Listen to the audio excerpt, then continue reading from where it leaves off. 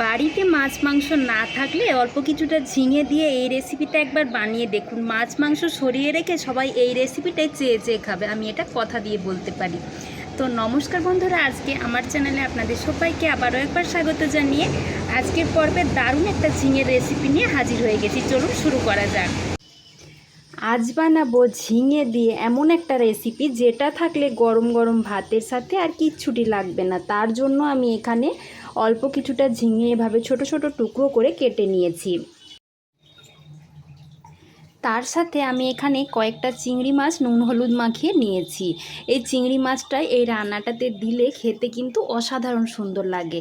তবে আপনাদের হাতের কাছে যদি চিংড়ি মাছ না থাকে তাহলে কিন্তু এটা ছাড়াও আপনারা একইভাবে রান্নাটা করতে পারেন, সেটাও খেতে ভালো লাগবে। এবার একটা কড়া বসিয়ে দিয়েছি, তাতে প্রথমেই দিয়ে দিচ্ছি অল্প কিছুটা সরষের তেল। তেল ভালোভাবে গরম হয়ে গেছে, এবার যে চিংড়ি মাছগুলো নুন হলুদ মাখিয়ে রেখেছিলাম ওগুলো ভেজে নেব। চিংড়ি মাছটা কিন্তু আমার ভালোভাবে ভাজা হয়ে গেছে, এবার তুলে নিচ্ছি। খুব বেশি ভালোভাবে না ভাজলেও হবে, কেননা আমি আবারও একবার সব কিছু রান্না করব। আবার কড়াতে কিছুটা তেল দিয়ে দিয়েছি, তার মধ্যে দিয়ে দিচ্ছি বেশ কয়েক কোয়া রসুন। রসুনের সাথে দিয়ে দেব বেশ কিছুটা কালো জিরে। এখানে কিন্তু রসুন, কালো জিরে, কাঁচা লঙ্কা এগুলো একটু বেশি করে দিতে হবে, তবে এই রান্নাটার স্বাদ অনেক গুণ বেড়ে যাবে আর খেতে অনেকটা ভালো লাগবে। তো আমি এখানে মোটামুটি 5 থেকে 6টা মতো কাঁচা লঙ্কা দিয়ে দিচ্ছি, রসুনের সাথে ভেজে নেব। এবার এখানে দুটো মাঝারি সাইজের পেঁয়াজ কুচিয়ে রেখেছি, সেটাও দিয়ে দিচ্ছি। দিয়ে সব কিছু ভালো করে একটু সময় নিয়ে ভেজে নেব। হালকা একটু নাড়াচাড়া করে নিয়েছি। এবার যে ঝিঙেগুলো কেটে রেখেছিলাম সেটাও এর সাথে দিয়ে দেব। আমি যেহেতু প্রথমেই বললাম যে আরেকবার আমি রান্নাটা করব, তাই কিন্তু খুব বেশি লাল লাল করে কোনো জিনিসই ভাজছি না। এখন কিন্তু আমি ঝিঙেটার সাথে লবণ দিইনি, লবণ দিলে অনেকটা পরিমাণ জল ছেড়ে দেবে, সেই জন্য আমি লবণটা পরে দেব। তো যেহেতু আমি বললাম যে আমি আরেকবার রান্নাটা করব, তো সেই জন্য এর থেকে বেশি আর ঝিঙেটা কষাবো না। এখন আমি সব কিছু নামিয়ে নিচ্ছি অন্য একটা থালার মধ্যে, দিয়ে একটু ঠান্ডা করে নেব।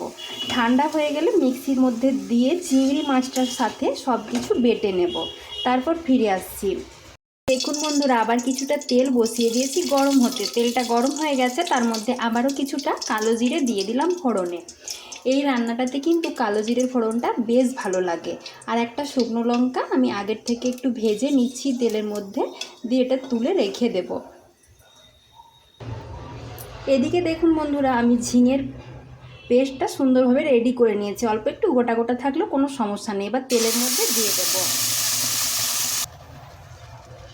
এবার এর সাথে সামান্য একটু হলুদ গুঁড়ো দিয়ে দিচ্ছি, আর দেব অল্প একটু জিরের গুঁড়ো।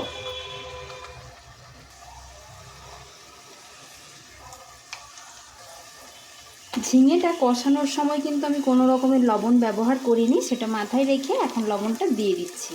আর এখানে চাইলে আপনারা একটু লঙ্কার গুঁড়ো দিতে পারেন, তবে আমি দিলাম না, কেননা অনেকগুলো পরিমাণে কাঁচা লঙ্কা দিয়েছি আর লঙ্কাগুলো বেশ ঝাল।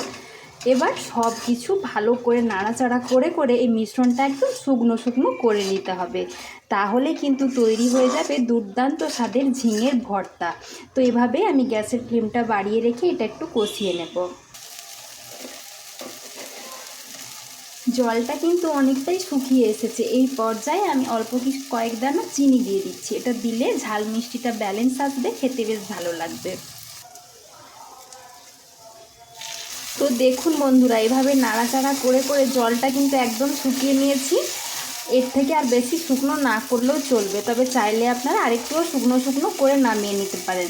আমি এরকমই নামিয়ে নিচ্ছি। এবার এটা গরম গরম ভাতের সাথে পরিবেশন করব। তো দেখুন বন্ধুরা, আমার ঝিঙের ভর্তা কিন্তু একদম রেডি হয়ে গেছে। গরম গরম ভাত আর এই রেসিপিটা থাকলে আর কোনো কিচ্ছু তরকারি লাগবে না। মাছ মাংস সরিয়ে রেখেও আপনারা এটাই খাবেন, আমি কথা দিয়ে বলতে পারি। যারা ঝিঙে খেতে পছন্দ করেন না, তারাও চেয়ে চেয়ে খাবেন, খেতে এতটা টেস্টি হয়। ঝিঙের এই ভর্তাটার সাথে চিংড়ি মাছ দিলে খেতে অনেক বেশি ভালো লাগে, তবে না দিলেও কিন্তু ভালো লাগে। তবে আপনারা চেষ্টা করবেন একটু দিতে, কেননা দিলে আরও অনেক বেশি ভালো হয়। তো বন্ধুরা, আমার আজকের এই দুর্দান্ত স্বাদের ঝিঙের ভর্তা রেসিপি আপনাদের কেমন লেগেছে অবশ্যই কমেন্ট করে জানাবেন। ভালো লাগলে একটা লাইক ও শেয়ার করে দেবেন। এরকম নতুন নতুন রেসিপি পেতে অবশ্যই চ্যানেলটা সাবস্ক্রাইব করে আমার সাথে থাকবেন। আজকের মতো এই পর্যন্তই। সবাই ভালো থাকবেন, সুস্থ থাকবেন। ধন্যবাদ।